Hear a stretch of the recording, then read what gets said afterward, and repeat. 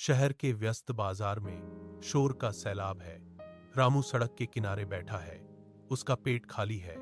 उसे 2 दिन से कुछ नहीं मिला। वह आने जाने वालों के पैरों की ओर देखता है।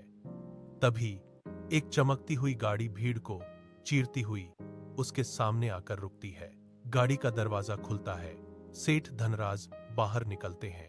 रामू कांपते हाथों को जोड़ता है और कहता है, साहब, 2 दिन से कुछ नहीं खाया, कुछ मदद कर दीजिए। धनराज ने रामू की ओर देखा। उनकी नजरें घृणा से भरी थीं। उन्होंने जेब से एक सिक्का निकाला और उसे हवा में उछाला। सिक्का खनकते हुए नाली के पास जाकर कीचड़ में गिर गया। धनराज एक ठंडी हंसी हंसे और गाड़ी में बैठ गए। रामू धीरे से झुका। उसने कीचड़ में हाथ डालकर वह सिक्का उठाया। उसके हाथ कांप रहे थे। उसने धीमी आवाज में कहा, भगवान आपका भला करे। गाड़ी का इंजन गूंजा और वह धूल उड़ाती हुई ओझल हो गई। रामू वहीं बैठा रहा, उस सिक्के को अपनी मुट्ठी में भींचे हुए। बाजार की भीड़ उसे अनदेखा करके आगे बढ़ती रही, लेकिन वह सिक्का अब उसके पसीने और मिट्टी से सराबोर था। अगली सुबह सूरज की पहली किरण के साथ ही धनराज का दिन शुरू हुआ। आज का दिन उसके लिए बेहद खास था। एक बड़ा व्यापारिक सौदा उसकी मेज पर था। वह अपनी फाइलें लेकर दफ्तर की ओर चल पड़ा। गाड़ी की रफ्तार तेज थी। सड़क पर सन्नाटा था। अचानक एक कान फाड़ देने वाली आवाज हुई। गाड़ी का अगला टायर फट गया। रबर के फटने की गूंज सड़क पर गूंज उठी। गाड़ी का संतुलन बिगड़ गया। स्टीयरिंग धनराज के हाथों से छूट गया। गाड़ी सड़क पर सांप की तरह लहराने लगी। टायर के घिसने की तीखी आवाज।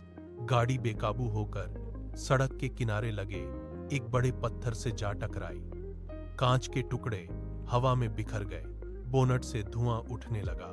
झटके के साथ धनराज का सिर स्टीयरिंग व्हील से जोर से टकराया। एक पल के लिए सब कुछ शांत हो गया। धनराज की आंखें बंद हो गईं। वह अपनी सीट पर बेसुध पड़ा था। सड़क के किनारे से गुजरते हुए रामू ने धुएं का गुबार देखा। उसने दौड़ना शुरू किया। गाड़ी के पास पहुंचते ही उसने देखा कि धनराज अंदर बेसुध पड़ा है। रामू ने दरवाजे के हैंडल को जोर से खींचा, लेकिन वह जाम था। उसने अपने पूरे शरीर का वजन दरवाजे पर डाल दिया। धातु के चरमराने की आवाज आई और दरवाजा एक झटके के साथ खुल गया। रामू ने अंदर हाथ डाला, धनराज को बाहर खींचा। धनराज का सिर लटक रहा था और माथे से खून बह रहा था। रामू ने अपने पास मौजूद कपड़े का एक टुकड़ा निकाला।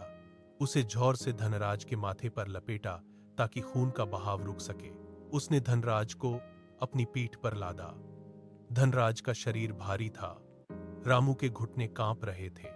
सड़क की धूल उसके पैरों में चुभ रही थी, लेकिन वह रुका नहीं। उसने अपनी सांसों की लय को तेज किया और अस्पताल की दिशा में दौड़ने की कोशिश की। वह लड़खड़ाया, फिर खुद को संभाला और भारी कदमों से आगे बढ़ता रहा। अस्पताल का दरवाजा अब नजदीक था। उसने अपनी बची खुची ताकत लगाई और चिल्लाकर मदद मांगी। अस्पताल के कमरे में दवाइयों की तीखी गंध फैली थी। धनराज की पलकें धीरे धीरे फड़फड़ाईं। उसने अपनी भारी आंखों को खोला। सामने की कुर्सी पर रामू बैठा था।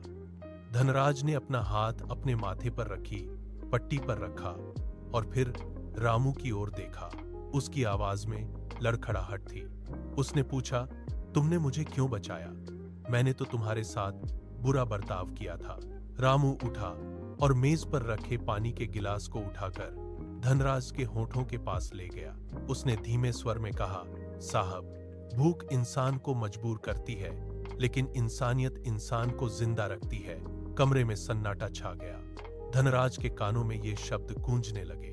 उसने रामू के चेहरे की ओर देखा, जहां पसीने और धूल के निशान अभी भी मौजूद थे। धनराज की आंखों के कोनों से पानी की बूंदें रिसने लगीं। वे गालों पर लुढ़कती हुई तकिए पर गिर गईं। उसने अपनी मुट्ठी को चादर पर कसकर भींचा। वह सिर्फ रामू को देखता रहा। उसकी आंखों में पछतावे की नमी और एक नया एहसास तैर रहा था। धनराज ने धीरे से अपना हाथ रामू के कंधे पर रखा। उसने अपनी मेज से एक फाइल उठाई और रामू की ओर बढ़ा दी।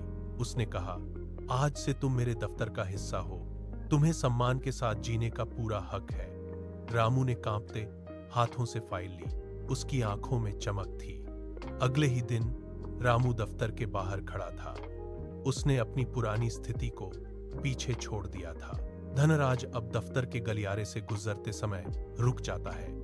जब भी उसे कोई जरूरतमंद दिखाई देता है, वह अपनी गाड़ी रोकता है और मदद के लिए हाथ आगे बढ़ाता है। उसने अपनी डायरी में लिख लिया है कि इंसान का मूल्य उसकी जेब में रखे सिक्कों से नहीं, बल्कि उसके व्यवहार से आंका जाता है।